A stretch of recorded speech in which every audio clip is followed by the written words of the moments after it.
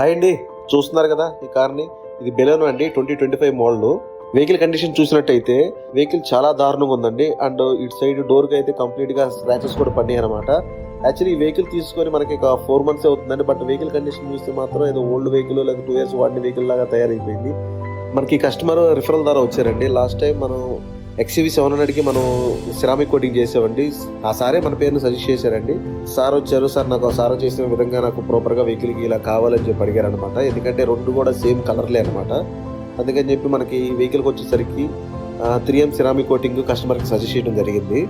ఆ సైడ్ ఉన్న డోర్కి స్క్రాచెస్ పడింది కంటే దానికి వచ్చేసరికి మనం కంప్లీట్ సేమ్ ఒరిజినల్ రీపెయింటింగ్ చేసేసాము. అండ్ దాని తర్వాత వెహికల్ మొత్తానికి ప్రాపర్గా పెయింట్ కరెక్షన్ చేసుకొని అండ్ సిరామిక్ కోటింగ్ కూడా మనం ప్రాపర్గా ఇన్స్టాల్ చేసాం అనమాట. మీరు కూడా చూసుకోవచ్చు.